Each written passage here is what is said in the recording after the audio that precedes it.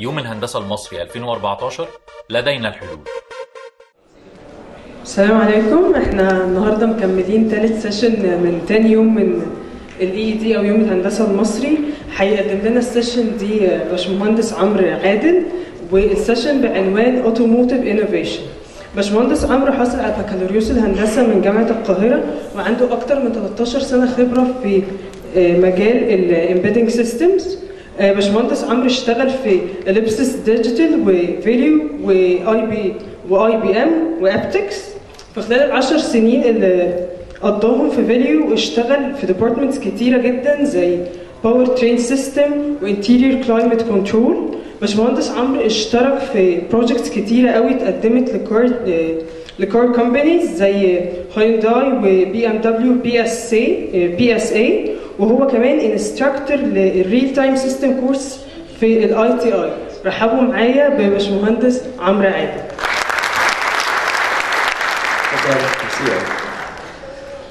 طيب السلام عليكم. احنا النهارده هنتكلم على الكار انوفيشن، فالكلام فيه هيبقى فيه كرياتيفيتي وتشغيل دماغ كده، فعايزكم تصحصحوا معانا. انا موطي بس النور شويه علشان نبقى شايفين الفيديوز. انا جايب فيديوز كتير، هنقلل الرام وهنبص على الحاجات دايركتلي. هي بس هوريكم 2 فيديوز في الاول، حاولوا تفهموا ايه المقصود منه. العربيات بتاعت زمان يعني اللي بيجرها ناس لما كانت الشمس بتغيب عنهم بتبقى مشكلة.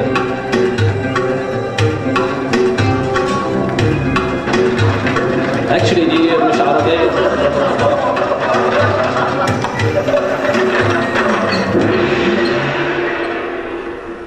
اوكي. سو الناس كانت بتفكر في الانوفيشن من زمان خالص، ايام ما كانش عندهم حل ينوروا بيه. ده فاليو عامله الفيديو دوت. انا هوريكم فيديو تاني وندخل دايركتلي في التوبيك اللي انا عايز اتكلم فيه النهارده.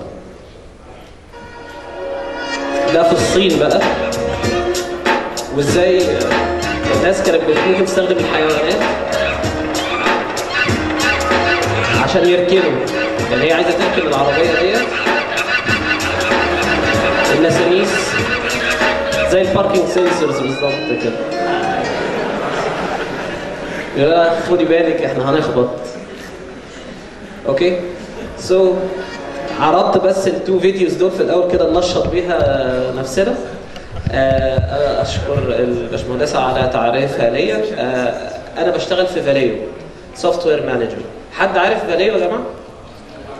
اوكي، فيري جود ان يعني الناس بدات تسمع عنها شويه. كنت كلام من 3 سنين اسال ما حدش بيبقى عارف. طب حد بيشتغل في مجال الاوتوموتيف اصلا؟ يس. فين؟ مش عارفين. فريلانسر. اوكي. طيب حد بقى فيكم، يعني انا بس عايز اعرف بس الناس اللي موجوده دلوقتي كلكم اتخرجتوا؟ اللي اتخرج يرفع ايده كده. اوكي. سو الماجوريتي ناس ما اتخرجتش. اوكي، فيري جود. ان شاء الله باذن الله انا عايز اتكلم معاكم على التوبكس الاتيه بسرعه جدا. هي مين فاليو اصلا؟ وايه اللي جابني هنا؟ وهو احنا بنيجي نتكلم على الاوتوموتيف مستنيين مثلا شركه مرسيدس او بي ام دبليو او هاينداي او وات ايفر هي اللي تيجي تتكلم. مين فاليو بقى؟ فبتعمل ايه فاليو؟ ايه مكانها في الفاليو تشين بتاعت صناعه العربيات؟ وبعدين هتكلم على الار ان دي ريسيرش اند ديفلوبمنت اللي موجود في فاليو، وبعدين منه هدخل على الكار انوفيشن. احنا فين في العالم دلوقتي؟ النهارده الاندستري بتاع الكار مانيفاكتشرنج بتفكر في ايه؟ ايه النكست ستيبس؟ وفاليو فين في القصه دهيت؟ بسرعه شديده ديت الفاليو تشين بتاعت صناعه العربيات. يعني علشان العربيه حضرتك تستلمها بتعدي على الفيزز دهيت. اول فيز اللي هي الماتيريالز والالكترونيك كومبوننتس، الناس اللي بتعمل الاي سيز والمايكرو كنترولرز واللي بتعمل الرو ماتيريال وتاخدها وتصنع بيها كومبوننتس. يليها على طول الناس اللي بتعمل سولوشنز للعربيات، والناس اللي بتعمل سولوشنز دي بتبقى على كذا تير. او يعني التير اللي بيتكلم مع الكار مانيفاكتشرر على طول هو تير 1 سبلايرز لايك فاليو. طب حد سمع عن بوش؟ في حد ما سمعش عن بوش؟ بتاعت الشانيور وكل حاجه بتعمل حاجات في العربيات برضه. بوش، كونتيننتال، فاليو، كل الشركات دهيت تير 1 سبلايرز. تير 1 سبلايرز معناها انها بتقدم فانكشنز في العربيه حقيقيه، كومبوننتس. يعني احنا نروح لشركه دايملر مرسيدس نبيع لها بارت تحطه في العربيه، نروح لشركه بي ام دبليو نبيع لها بارت. وفكره ان العربيه بتصنع الكار مانيفاكتشرر او اي ام نفسه يصنع كل حاجه في الدنيا دي نو مور فاليد، ما ينفعش، مش هيعرف يركز في كل حاجه. لازم يروح لحد متخصص في الفيجن سيستم، في الانجن مانجمنت سيستمز اند سو اون، وهيبدا هو يحط سبيسيفيكيشنز. هو بياد فاليو طبعا في العربيه، ممكن يكون عنده ايدج في حاجه، ولكن معظم الحاجات اللي بيحطها في العربيه بيروح يجيبها من تير 1 سبلايرز. هو بيحط لها سبيسيفيكيشنز وهاو تو انتجريتد في العربيه بتاعته، then احنا بنصنعها له ونديها له. هنا فاليو بتدخل. فاليو شركه فرنساوي اصلا، الهيد كوارتر بتاعها في فرنسا، ولكن فاتحه في معظم دول العالم. احنا فاتحين في مصر من سنه 2005. انا I joined once فاليو فتحت I joined فاليو. اوكي؟ يبقى احنا بنشتغل في الحته ديت في فاليو، احنا اللي بندي لهم الكومبوننتس اللي بيحطوها في العربيه، يعملوا لها انتجريشن في العربيات بتاعتهم، وات ايفر بقى الكار مانيفاكتشرر. اوكي؟ الكار ميكرز دول اللي هو الاو اي امز، اللي هو زي في دبليو، بي ام دبليو، مرسيدس، دايملر، يعني هاينداي، كيا موتورز، وات ايفر. اوكي؟ تويوتا. بعد كده حضراتنا الدرايفرز، خلاص، اللي بيستلموا العربيه من الكار ميكرز. So our customer is not the driver. Our customer كفاليو is the car manufacturer. احنا في حالة واحدة بس ممكن يبقى الكاستمر بتاعنا هو الدرايفر، لو بنعمل حاجة اسمها افتر ماركت. يا بنعمل equipment قطع غيار فبنبيعها دايركتلي للديلرز، يا اما بنعمل فانكشناليتي زيادة تنفع تركب في اي عربية ما كانتش equipped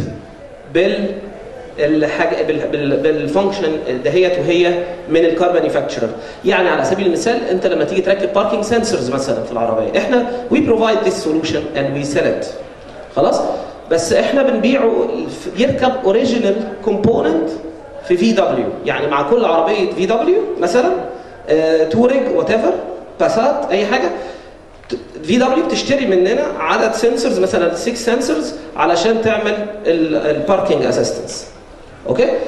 دي كده احنا بنبيعها دايركتلي للاو اي ام، او ممكن نبيعها كسيرفيس بعد كده افتر ماركت، نبيعها دايركتلي للدرايفرز بعد كده، وهكذا. خلاص؟ فانا بس كده بس عشان نبقى فاهمين الكونتكست انا جاي منين وبتكلم عن ايه. انا بتكلم على الايكويبمنتس اللي احنا بنعمل لها سبلاي للكار مانيفاكتشررز او الاو اي امز. By the way, suppliers like Valeo, خلاص, represent 75% of cars value added. يعني 25% على الكار مانيفاكتشرر نفسه و75% على السبلايرز. اوكي؟ فاليو موجوده في زي ما انا قلت لكم كتير 1 سبلاير او افتر ماركت. برضه تو جيف يو بس some insights، هي فاليو دي حجمها ايه؟ هل هي 3 4 تنفار؟ هي ايه نظامها؟ فبس just to يعني have the feeling، السيلز بتاعت فاليو في 2012 المفروض الارقام دي تبقى ابديتد ب 2013 ريبورت، بس يعني في 2012 على سبيل المثال كانت 11.8، زادت اكتر من 2-3 بليون يورو، 11.8 بليون يوروز. اوكي؟ دي سيلز بتاعت اخر اللي اتحسبت في اول 2013 اخر 2012. العدد الامبلويز 72600 موظف على مستوى العالم. في مصر عندنا كام واحد منهم؟ Can you guess؟ لا مش 3000. ليه بقى؟ هو احنا ما عندناش العدد كبير قوي كده في مصر، لان احنا في مصر شغالين R&D. الاعداد الكبيره دي بتبقى في السايتس اللي فيها مصنع، تكنيشنز كتير جدا، حاجات زي كده. انما الR&D الناس اللي بتفكر، اللي بتعمل التصميم والديزاين والامبلمنتيشن، بس مش الماس برودكشن، بيبقى العدد اقل. احنا في مصر عندنا 600 مهندس مصري شغال في فاليو ايجيبت، وبيعمل البرودكتس اللي انا هفرجكم عليها دلوقتي كمان شويه. خلاص؟ فاتحين في 29 دوله، عندنا 61 ريسيرش اند ديفلوبمنت سنترز. اوكي؟ الاوردر انتيك يعني الحاجات اللي احنا هنبيعها ومتعاقدين عليها اللي بعد كده ب 15.8 بليون يوروز. اوكي؟ انا مش عايز ازود كتير في القصه ديت علشان الوقت ليميتد، بس ده كان جاست ان انت تبقى عارف الورلد وايد بريزنس بتاع فاليو على مستوى العالم. فهي موجوده اولموست في كل القارات، واحنا بنفخر ان احنا واحده من الدول القليله اللي في افريقيا اللي فيها فاليو. الجرين ده معناها، علشان احنا اللوجو بتاعنا جرين، معناها ان هو فاليو موجوده فيها في الدوله ديت. اوكي؟ برضو حابب اقول لكم السيلز متوزعه على العالم كله. فعلى سبيل المثال السيلز بتاعت يوروب، احنا بنبيع لكار مانيفاكتشرز في اوروبا زي بوجو، وزي في فرنسا مثلا، وزي BMW ودايملر في المانيا، وفي دبليو، وكل الناس ديت بنبيع لها في المانيا وفوردو في يوروب. 51% من السيلز بتاعتنا رايحه لكار مانيفاكتشرز في اوروبا. اوكي؟ 17% من السيلز بتاعتنا رايحه لكار مانيفاكتشرز او في مصانع موجوده في العربيات يعني في نورث امريكا، 6% في ساوث امريكا، و26% في الصين. هي فاليو الشركه الفرنساويه بتدي كومبوننتس للعربيات الصيني؟ يس. وعلى فكره تشاينا از كومينج بشكل غريب وسريع غير متوقع في الاوتوموتيف اندستري. ما بين كل عربيتين هيبقى عربيه صيني من حيث العدد. هم اوريدي يعني يكفي عددهم علشان يعملوا المعادله ديت يعني. اوكي. فاليو نمبر 1 في بعض الكومبوننتس اللي بتتحط في العربيه زي الالكتريكال سيستمز، زي الدرايفنج اسيستنس، زي الانتيريور كنترولز، زي الوايبرز. ورقم 2 في بعض الحاجات الثانيه زي اللايتنج سيستمز والثيرمال باور ترين. انا هركز النهارده. شوفوا العربيه يا جماعه متقسمه على حسب نوع البيزنس اللي بيتحط فيها. فمثلا على سبيل المثال احنا في فاليو مقسمين فاليو 4 بيزنس جروبس. بيزنس جروب بيتكلم على الفيزيبيليتي، رؤيه السائق نفس الدرايفر، فده داخل فيها اللايتنج سيستم.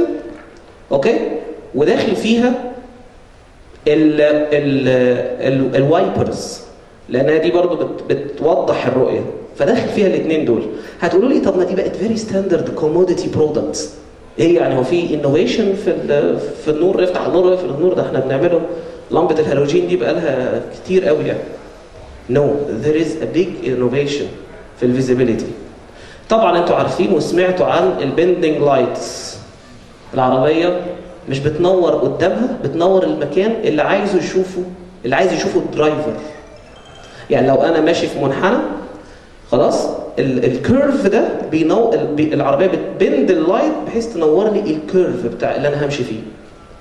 نفس الكلام لو انا طالع مطلع او نازل منزل. خلاص؟ العمليه ما بقتش كده بس، ده كمان بقى نوع اللايت. النهارده بنتكلم في ليد LED وليزر، وازاي اخلي الفيو واضح جدا وفي نفس الوقت ادابتيف مع العربيات اللي حواليا عشان ما اضايقش المستوى الرؤيه. فابقى مثلا مركب فرونت كاميرا في العربيه من قدام ورا المرايه بتاعت اللي في النص ديت، واقدر اشوف بيها العربيات اللي جايه في الوش. لو لقيت عربيه جايه هيدنج ليا ابدا اقلل اللايت ناحيه الشمال مثلا اللي بيضرب في عينيه فما يضايقوش وهو جاي، وينور لي بس هو اوريدي منور بقيه الطريق.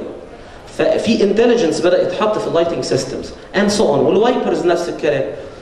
انا بقى النهارده علشان ضيق الوقت يعني احنا عندنا 50 دقيقه كل السيشن، انا هركز على كومفورت اند درايفنج اسيستنس. مش بس علشان هي طبعا مش بس ان انا بشتغل في فاليو في كومفورت اند درايفنج اسيستنس، لا كمان علشان هي فعلا حاجه واعده جدا، والناس كتيره يعني عايزين نسرح بخيالنا نوصل ان انا عايز درايفنج اسيستنس، يعني حد بيساعدني، العربيه بتساعدني ان انا اسوق صح؟ كومفورت ان انا ابقى اسوق وانا مرتاح. درايفنج اسيستنس يعني تساعدني في عمليه السواقه نفسها. ابتدت بالحاجات البسيطه زي الباركينج سنسورز. انا مش محتاج وانا برجع السايس بقى يقعد تعالى هوب اتخبط معلش سوري، لا ده انا العربيه لوحدها هتبقى فيه باركينج سنسورز بتقول لي اقف امتى ما اقفش امتى. ابتدت بكده، بس النهارده احنا العالم فجاه all of the sudden لقينا احنا حاطيننا في سيتويشن صعب جدا ان احنا عايزين نعمل اوتونوموس كار، يعني عربيه تسوق لوحدها. يعني بمعنى اخر لو حضرتك عندك حد قريبك او صاحبك ما بيشوفش، انت مش احسن منه في حاجه، هو محتاج يبقى عنده الفريدوم انه ياخد العربيه بتاعته ويقول لها سوقي في المكان الفلاني وتسوق. طبعا يبان كده وانا بتكلم في الكار انوفيشن والحاجات ديت ان انا بتكلم في خيال علمي وروكت ساينس والكلام ده مش موجود. Can you imagine can you imagine ان في سنه 2018 او 2020 في الحته ديت في عربيات كار مانيفاكتشرز بتوعد انها هتنزل العربيات دهيت. جوجل اوريدي نزلت عربيات، لسه بس القوانين بتتظبط في امريكا دلوقتي علشان العربيات تمشي، بس مش منزلها كوميرشال قوي، بس ونزلت بروتوتايبس. هفرجكم النهارده على دايملر عامله بروتوتايب للسولوشن دوت العربيه المرسيدس، ازاي العربيه ممكن تسوق لوحدها. العمليه ما بقتش بعيده خالص، يعني ان شاء الله قبل ما نموت هنشوفها، يعني مش بتكلم في حاجه بعيده مثلا مئات السنين، لا خلاص. ليه بقى يا جماعه؟ اصل اكتشفوا كده بالدراسات ان الانسان مش افضل حد هو اللي يسوق العربيه لاسباب يعني في تكويننا الادمي، ان احنا بنحتاج ننام، فساعات بننام واحنا سايقين، وتبقى كارثيه لما يبقى باص سايق الدرايفر بتاع الباص وينعس، بيروح ضحيه ليها 60 واحد مثلا في الباص بتاعه، غير الدمج اللي بيعمله في المكان اللي حواليه او العربيات اللي حواليه. احنا مش احسن ناس بنسوق لان بيعتمد على الايدج بتاعنا، البيهيفير بتاعنا. انا بحاول اديكم المقدمه ديت علشان لما نشوف الفيديوز نبقى فاهمين ليه العالم الترند بقى رايح في الحته ديت. الايدج بتاعنا لو انت عمرك دون ال 18 سنه فديفنتلي انت خطر على المجتمع انك تسوق، مع احترامي للي اقل من 18 سنه. بس هي الدراسات بتقول كده، بتقول ان الافريج اون افريج اللي اقل من 18 سنه بيبقى فيري ريسكي في الدرايفنج ستايل بتاعه. المشكله مش بس في الصغيرين في السن، وبرضه الطاعنين في العمر تبقى مشكله كبيره. الراجل عنده عربيته وبعدين هو الفيزيكال سيستم بتاعه بدا يتعب، وبدا الريسبونس تايم بتاعه يقل، السنسورز بتاعته بدات تبقى اضعف شويه، ما هوش سامع قوي ان في عربيه معديه من جنبه، مش شايف قوي بالليل، فهي از نوت ذا بيست تشويس اللي يخليه يسوق العربيه. في المانيا الموضوع ده شاغلهم جدا، ويشوفوا بقى كانوا يطلعوا قوانين ان اللي يعدي سن معين لازم يروح يمتحن سواقه كل شويه وهكذا يعني. خلاص؟ فالعالم بدا يقول لا، يعني احنا خلاص احنا كفايه كده، احنا عايزين نخلي العربيه تسوق وتبقى much more safer. اوكي؟ طيب السيفتي في 2 فاكتورز في السيفتي. عشان ما انا العربيه عشان اخليها تسوق كده ما ينفعش اقول العربيه سوقي وامشي وخلاص، ما هو هتمشي تخبط هي كمان. فهم ابتدوا السيفتي بحاجه اسمها باسيف سيفتي. حد عارف ايه الباسيف سيفتي؟ حد يقترح كده؟ وانطلقنا من الباسيف رايحين دلوقتي ناحيه الاكتيف سيفتي. الباسيف سيفتي علشان الوقت هو السيفتي اللي بنحطها في العربيه عشان تقلل الدمج لما تحصل الحادثه. يعني الحادثه حصلت خلاص، في كراش حصل. اوكي؟ فعلشان اقلل الدمج ده بعمل سيت بيلت وبعمل اير باجز وبعمل البادي بتاع العربيه بحيث ان هو ما ياثرش على الكابينه بتاعه العربيه اللي قاعد فيها الدرايفر والناس اللي معاه. وعلشان اخلي الهود بتاع العربيه يفتح بشكل معين الكبوت بحيث لو حد من البيدستيريانز او المشاة اتخبطوا ما يتعورش، يبقى تعويره الدمج اللي يحصل له اقل. حد يسمع عن يورو ان كاب كراش تيست؟ You know this? اوكي فيري جود. بيدوا ايه؟ ستارز للعربيات. فبيدوا درجات، والله احنا هنعمل كراش فرونتال ومن السايد هنعمل التستات دهيت وهنشوف الدمج اللي بيحصل للناس البيدستيريانز اللي بيعدوا ولما يحصل لهم هيت من العربيه او للعربيه لما تحصل كراش نفسها. وتقعد تدي درجات وتجمعها واكوردنج للدرجه تدي عدد الستارز. بتبدا من 0 ستارز ل 5 ستارز. عربيه 5 ستارز يعني فيري سيف. الجيرمان كار مانيفاكتشررز يا جماعه تقال قوي في القصه ديت وقدام. فتلاقي العربيه المرسيدس او البي ام دبليو بقى لها كتير 5 ستارز. خلاص الدرايفر الالماني رايح دماغه بروح اشتري جيرمان كار. الدرايفر اليوروبيان مكاتيجرايز العربيات ديت 5 ستارز وتيجي بعد كده هو خلاص الانوفيشن في الحته دي وقف. بداوا بقى قال لك لا ده احنا كده انت واخد 5 ستارز عشان ايه؟ عشان انت عامل فيري سترونج باسيف سيفتي. احنا عايزين نعمل اكتيف سيفتي. وات داز ات مين؟ احنا عايزين نبريفنت الاكسيدنت انها تحصل. يعني انا مش عايز اقلل الواقع بتاع حدوث الاكسيدنت على الناس او الدمج، لا ده انا عايز امنعها اصلا. انا عايز العربيه تشوف. انا عايز العربيه لما تبقى بتجري وتلاقي اوبستكل طلع مره واحده تفرمل. طز بقى مش مهم الدرايفر يتفرمل ما يفرمل، بس انا مش هضحي بالاوبجكت دوت اللي هيتخبط وبالعربيه عشان الدرايفر مش واخد باله. اوكي؟ فبدات اليورو ان كاب تيست ما بقاش كراش تيست بس. في 2016 دخلوا اكتيف سيفتي. قالوا احنا عايزين عشان ندي العربيه 5 ستارز او نديها درجات هنحاسبها انها بتشوف اللينز ولا لا. ولازم تظبط نفسها جوه اللين. ولو خرجت بره اللين تعمل لك فورس فيدباك في الدريكسيون بحيث ان انت تنبهك او تعمل لك فايبريشن او وات ايفر الواي. خد بالك انت بتخرج بره اللين وخروجك بره اللين ده دينجر. زي مثلا انت بتخرج بره اللين اللي بعديه الرصيف او ان انت بتكروس بتعمل لين تشينج وفي عربيه جايه بسرعه كبيره. So I have to detect الكارز اللي حواليا.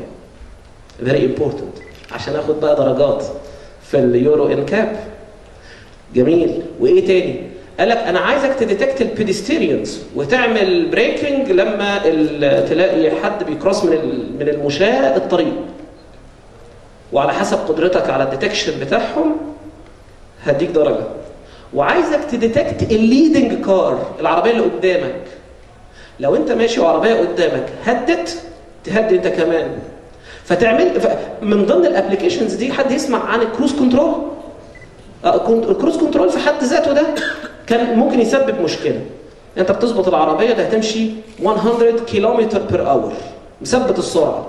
تطلع مطلع تقوم العربيه عامله اكسلريشن عشان تعوض فرق الفورس بتاعها اللي بيشدها لتحت. ولو هي نازله في منزل ممكن تعمل ديسلريشن. في الاخر خالص هي الهدف انها تديك كونستنت سبيد. اوكي؟ كانت المشكله لو انت بتبقى بقالك مده مش بتستخدم البيدلز لان انت سايب العربيه تجري فممكن الكونشسنس بتاعك يقل شويه وتبدا ويطلع اوبجكت تاخد ريسبونس تايم اطول شويه عشان انت معتمد ان العربيه سايقه لوحدها. هي مش سايقه لوحدها. احنا لازم نفهم كبني ادمين ان العربيه از ا بلايند ديفايس.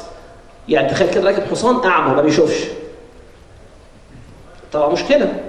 انت لو احنا بقى كبشر بنعرف نتعامل مع الحيوانات اكتر من نتعامل مع الالات. لان الحيوان انا بشوفه وهو بيشوف. يعني لو جيت انزل في حفره وبجري بالحصان مثلا، الحصان نفسه هيشوف الحفره ويحاول يتجنبها. انما العربيه بلايند تماما، هي مش خايفه من حاجه ومش حاسه بحاجه اصلا. اوكي؟ فلا، ده انا بقى عايز اعمل حاجه اسمها ادابتيف كروز كنترول. ايه الادابتيف كروز كنترول؟ انا بجري على سرعه 120 كيلومتر بير اور، شوف انا بجري ازاي؟ وبعدين لقيت اوبجكت بيقرب مني، لو قرب عن حد معين مينيمم ديستانس او مينيمم تايم تو كوليجن، العربيه تبدا تديسيلريت لوحدها وتنزل في السرعه ان شاء الله تقف لو اللي قدامها وقف. وبمجرد ما الاوبجكت يبعد وتبقى ات سيفر ان اللين اتفتحت تاني، تبدا توصل تاني للسرعه بتاعتها. يبقى حضرتك بس بتوجه العربيه، بس الديسيلريشن والاكسلريشن مسؤوليتها. طب اسالكم سؤال تاني، احنا في مصر عندنا ازمه في الترافيك طول عمرنا، صح؟ زي باريس كده، ما نفرقش عن باريس حاجه. خلاص؟ باريس عندهم، لا ده حقيقي، باريس عندهم ازمه عظيمه في الترافيك جام. اوكي؟ البلد بقت عدد الناس اللي فيها اكتر من استيعاب البلد، فبيعمل ففي عندك مشكله، انت بتروح الشغل بتاخد ساعتين، او تروح الكليه تاخد ساعتين مثلا، عشان انا جاي من مكان بعيد والدنيا واقفه وانا دايما ساعات الذروه ديت هي اللي انا بحتاج اروح فيها الكليه او الشغل او كده. قال لك اوكي، واي نوت؟ لو انت عارف ان انت شغال في جوه السيتي، نعمل لك اوبشن في العربيه ليدنج كار، فولو ليدنج كار. شوف العربيه اللي قدامك، سيب ما بينك وبينها 30 سم مثلا 50 سم وات ايفر، اوكي؟ اند جاست ليد ات، افضل ماشي وراه.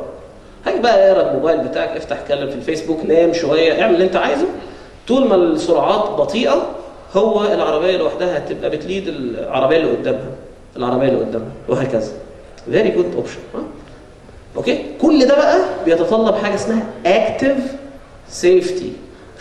ما ينفعش في مره من المرات يبقى في حد معدي وانا متصور ان العربيه هتفرمل، سايب نفسي خالص وافرمه، ما ينفعش. فاكتيف سيفتي is much more complicated than الباسيف سيفتي. اوكي؟ تعالوا بقى نتفرج كده مع بعض بعد الانترودكشن دي على الفيديوز اللي عندنا. هي دي الكار مانيفاكتشررز اللي احنا بنتعامل معاها، اولموست كل العربيات اللي بتتعامل معاها فاليو.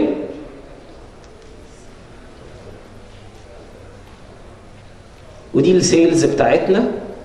قبل ما ننط على الفيديوز فعلا انا محتاج اوريها لكم، احنا 29% من السيلز بتاعتنا رايحه في عربيات الماني مش فرنساوي، رغم ان احنا شركه فرنسيه اصلا يعني فاليو. اوكي؟ يعني لما تلاقي في دبليو، بي ام دبليو، الكلام ده كله، احنا بنبيع للعربيات دي 29%، تلت مبيعاتنا رايحه لهم. و18% للفرنش كار مانيفاكتشررز او اي امز، 18% لنورث امريكا او امريكاز. اسيا كلها على بعضها 28%، وبنحاول نزود لان اسيا بياخدوا عربيات بالكوم يعني كتير قوي يعني. فاحنا بنبيع 28% في 2013 او 2012 بنبيع 28% من مبيعاتنا، اولموست قريبه من مبيعاتنا في المانيا. others 7%. ديت فاليو ايجيبت، ان شاء الله فيكم اللي يتخرج يجوينس. احنا ده البيلدينج بتاعنا في سمارت فيليج. حد عارف سمارت فيليج فين؟ طريق اسكندريه الصحراوي قبل البوابات على طول على ايدك اليمين. and this is our building, innovative building زي ما انتم شايفين. اوكي، ودي صور من جوه البيلدينج، والناس وهي بتشتغل على التست بنشز المختلفه. هنا these are the desks. ده هيستوريكال داتا. احنا ابتدينا في 2005 وكنا عددنا 9 اشخاص، وصلنا النهارده لفوق 600 واحد.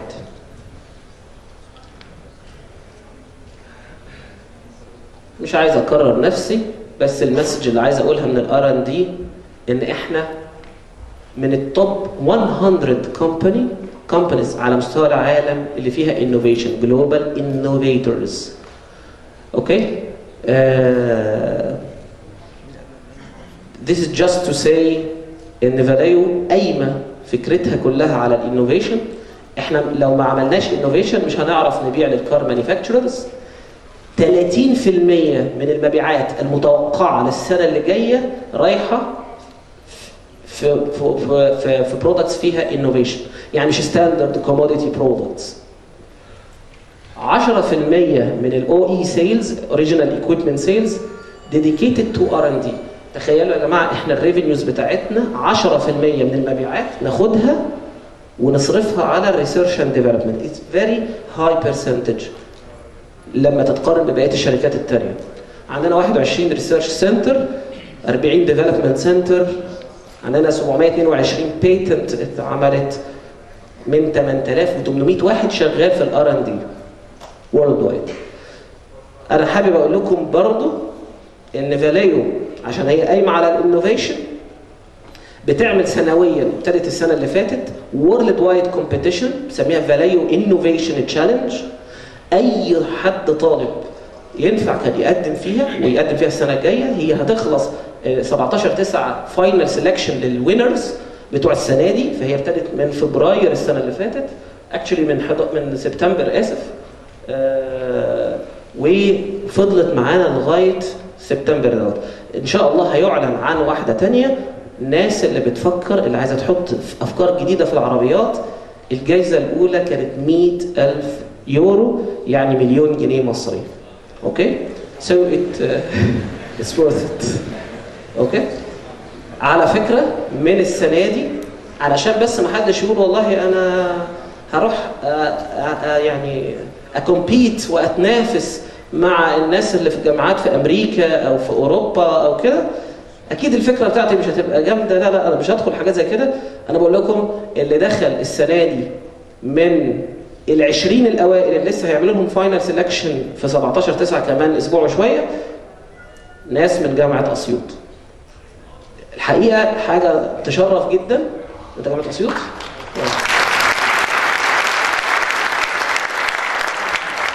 ناس من جامعه اسيوط كان عندهم ديترمينيشن عالي وقالوا لا احنا لازم هندخل المسابقه. حقيقه ناس كتيره دخلت المسابقه بس العالم كله داخل فيها. اللي ريبريزنت مصر في الاخر جامعه اسيوط. حقيقه حاجه فعلا زي ما بقول لكم تشرف جدا. بليز حاولوا تدخلوا على السايت بتاع فاليو وشوفوا الانوفيشن تشالنج اللي جايه هتبقى امتى موعدها، وامتى تسليم الداتا بتاعتكم للجنه او الكوميتي اللي بتحكم. وحاولوا تجوينوا فعلا if you join it you will really يعني be exposed للعالم كله. لان الجائزه اللي انت هتاخدها هتسافر على حساب فاليو باريس، وهتاخد الجائزه في باريس موتور شو. يعني نتمنى لهم كل التوفيق ان شاء الله. الانوفيشن. طيب انا اتكلمت معاكم ورغيت كتير على الحته بتاعت درايفنج اسيستنس، اوكي، اللي انا بشتغل فيها، لان انا ماسك تيم في فاليو ايجيبت بتاع الاكتيف سيفتي. اوكي؟ انا هتكلم معاكم باستفاضه فيها، وهبقى يعني اسعد ان شاء الله باسئلتكم. الانوفيشن ابتدى ازاي؟ في السبعينيات كان مركز قوي على الميكانيكال بارتس. يعني عشان تعمل فكره جامده لازم يبقى في عندك ميكانيكال بارت بيعمل حاجه ذكيه وجديده. باي ذا واي الكرياتيفيتي تفرق على الانوفيشن. الانوفيشن ان انا اخد الفكره الجامده دي واقدر ابيعها واحطها في الماركت، هو ده الانوفيشن. خلاص؟ يعني هو مش بس ان يبقى عندي فكره، ما انا ممكن فكره ما تطلعش بره اللاب. بس هي فاليو از نوت ا يونيفرسيتي.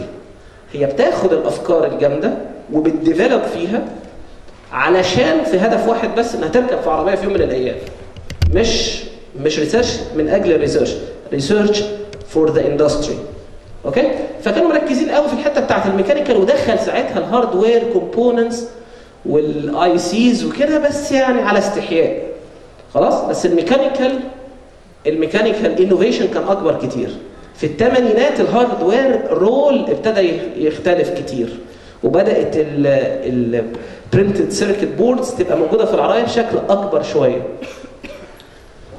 في التسعينيات الوليد الصغير اللي احنا يعني في فاليو ايجيبت بنعتمد عليه ابتدى يظهر اللي هو اسمه سوفت وير. العربيه بقت فيها برامج. ومش عايز اقول لكم ده فتح لنا قد ايه باب فانكشنز كتيره جدا ما كانتش موجوده ولا كنا نقدر نعملها من غير السوفت وير. ايه ده؟ ايه اللي حصل؟ في الالفينات السوفت وير بقى هو اللي بيلعب الدور الاساسي. اعمل الجوريثم، حطه على مايكرو كنترولر، حقق الفانكشناليتي بتاعتك. ده في الالفينات. نتفرج كده مع بعض على الفيديو ده ونفتكر الفيلم ده انتج سنة 58. ركنتها في الشارع، تعال اتفرج عليه. بصرف النظر ان هم بيأفوروا في التمثيل بس امال فين الموضوع اللي قلت لي عليه؟ موجودة اهي واقفة هناك اهي. الله، لكن ده تاكس. مظبوط. واشتريته ليه؟ اشتريته عشان اشتغل عليه. سواق؟ بيه بالليل وسواق بالنهار. برافو عليك. انت دلوقتي بقيت راجل اعمال. يعني انت موافقة؟ وفرحانة قوي. صحيح. خلاص ابتداء من بكرة الى العمل والاجتهاد. انا قولي وقفت التاكسي بعيد. تحبي اندهلك عليه؟ تنده عليه؟ طبعا، ويجي حالا. لكن ده ما فيهوش سواق. من غير سواق انا علمته انه يسمع كلامي. انت بتضحك عليا ولا ايه؟ ابدا. طب استني.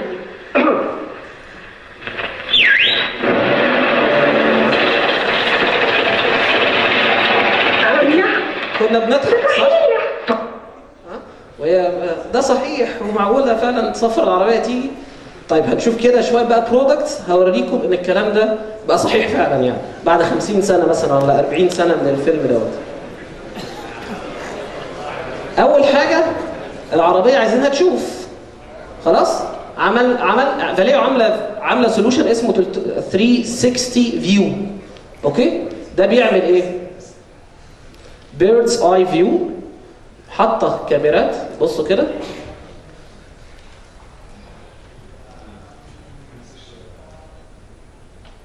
افتكروا الفيلم بس بتاع عبد السلام النابلسي عشان هنحققه واحده واحده دلوقتي. هو صاحب الفكره فعلا عبد السلام النابلسي. المفروض ندفع له فلوس. خلاص؟ دلوقتي هي كل الفكره ان الكاميرا بتعرض فيو بنسميه بيرد فيو او اي بيرد فيو. بصوا كام كاميرا في المرايات ورا بترسم صورة توب فيو للعربية. كأنك واقف بطائر فوق أو هليكوبتر فوق العربية وشايف بالظبط إيه اللي جنبك يمينك وشمالك ووراك. Okay? So this is the first step, one of the steps, not the first actually. One of the steps اللي تحقق لك شوية الأوتوميتد باركينج.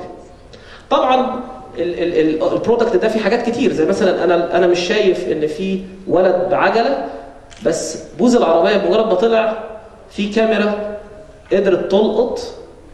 هي بصت على الشاشه وقدرت تديتكت قبل ما هي تشوف لان قدامها على الازاز مش شايفاه اصلا فوقفت. اوكي ماشي. دي مش اول ستيب، واحده من الستبس. حد سمع عن بارك فور يو؟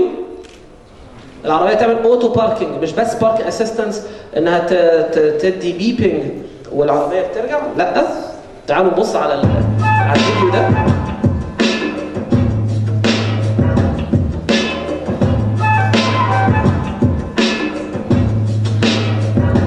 دي اكتيفيت السيستم. العربية بتديتكت في مكان فاضي ولا لا. الترا سونيك سنسور قالت ان في مكان فاضي.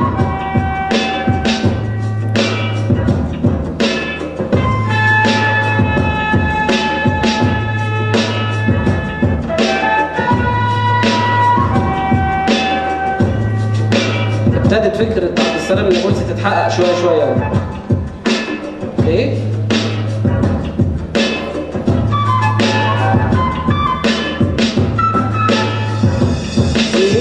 خدوا بالكم ده لسه هو بيحرك الجير وكده. تعالوا بصوا بقى على ده اسمه بارك فور يو ريموت.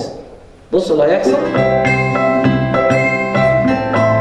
الراجل ده طالع يركب عربيته عادي في امان الله. لقى واحده ست سابت عربيتها ومشيت في وسط الشارع. وافتكر ان في مثلا عفريت في العربيه ولا حاجه.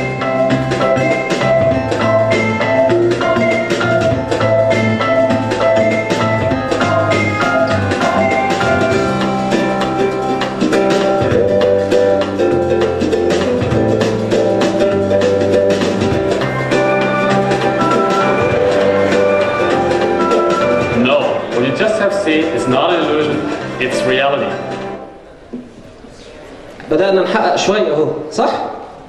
تمام؟ طيب اكتر من كده كمان؟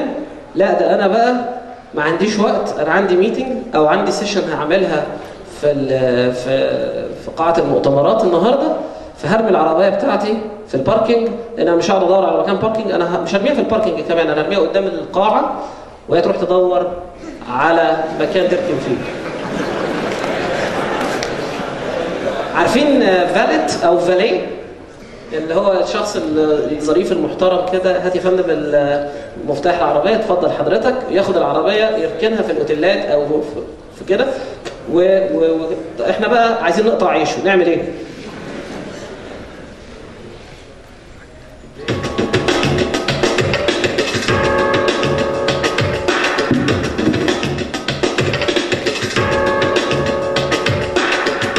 الراجل ده نزل عنده اجتماع ولا حاجه، قال للعربيه روح اركنه، يلا اتكل على الله، السلام عليكم. هي بقى عماله تلف في الباركنج بتدور لها على مكان. طبعا في مصر ممكن تدور اليوم كله مش هتلاقي مكان.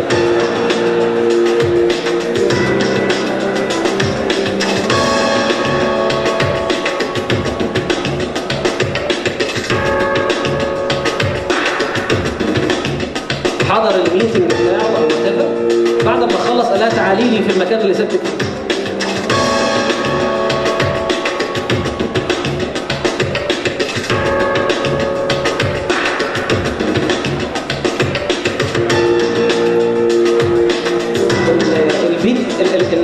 الفيديو دوت اتعمل فعلا ديمو حقيقي في فرانكفورت موتور شو، وفي امريكا كمان اتعمل مش فاكر في ديترويت، وكسر الدنيا خالص، ونزل الخبر على CNN فاليو اتجننت يا جماعه، بتعمل عربيه بتروح تركن لوحدها وكده.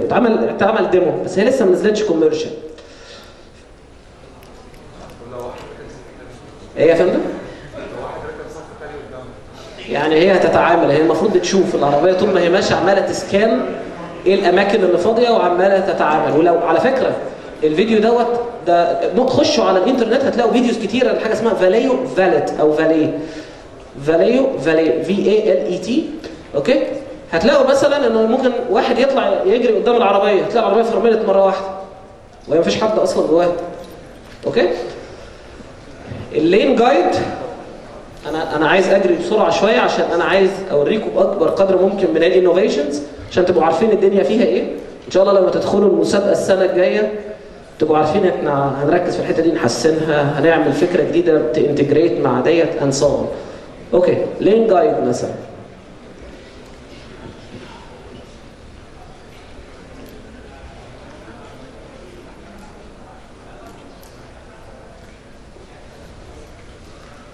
هي سيئه وفي ورا المرايه زي ما بقول لكم حاجه بنسميها فرونت كاميرا عماله لقطه اللينز، بتديتكت ان في لينز. طبعا لو ما عندناش لينز في مصر ممكن تبقى مشكله، بس هي بتديتكت اللينز عموما في الشارع. معظم بص عملت ايه؟ هي خارجه بره اللين فراح عمل فورس فيدباك على الدركسيون ارجعي، لان هي كانت سرحانه في حاجه ثانيه. مش الستات بس اللي بتسرح، يعني الرجاله برضه بيسرحوا. يعني نو اوفنس. طيب كروس ترافيك اليرت مثال تاني.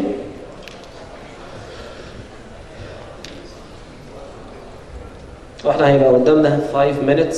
Then if you have any questions I'll be واقف بره معاكم، اللي محتاج اي سؤال ممكن يسأل.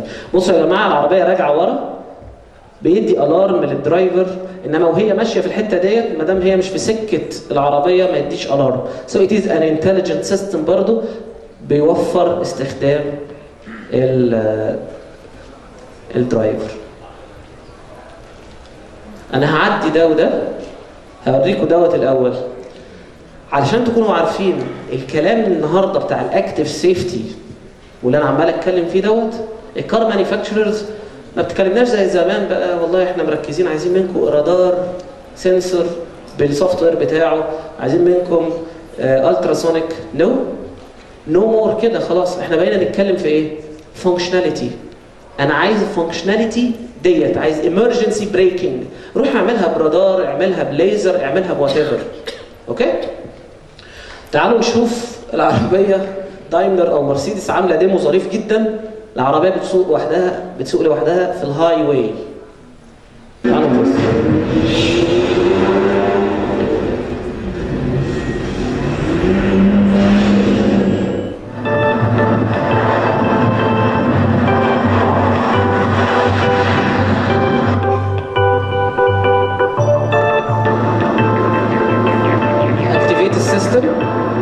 وساب العربية وقال أنا عايز أمشي بسرعة كذا، فلقى عربية قدامه هتغير اللين. خدوا بالكم تغيير اللين ده مش سهل، ولازم يتأكد إن هو سيف.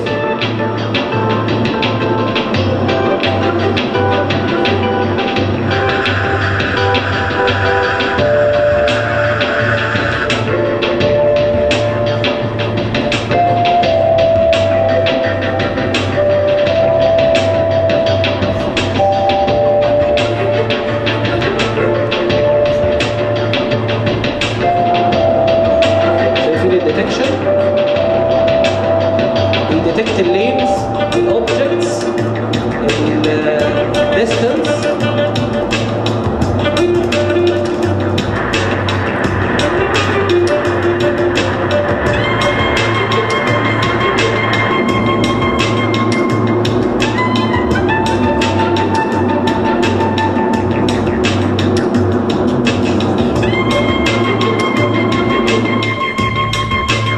صعوبة الاكتيف سيفتي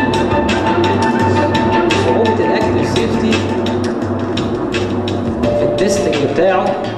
بعدين حاجة اسمها ايزل ليفلز من QMD، اللي فيكم هيتخصص في القصة دي.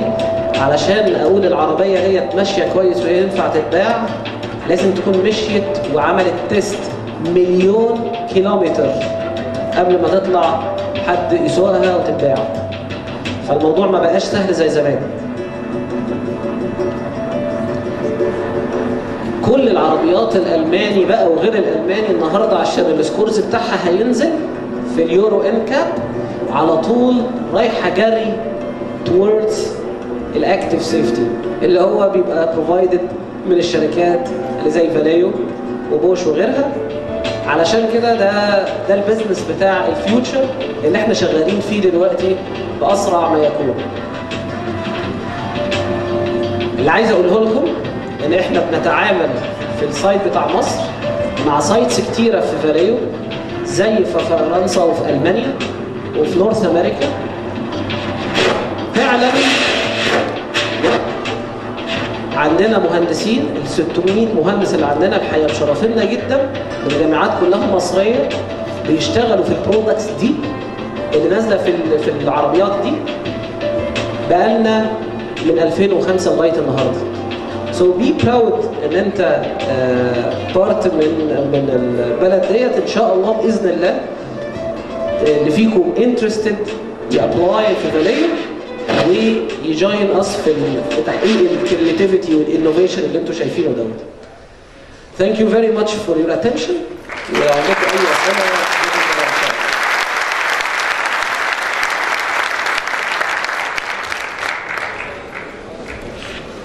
ميرسي جدا باشمهندس عمرو عادل. لو حضرتك تقبل مننا دي حاجه بسيطه من الاي اي دي.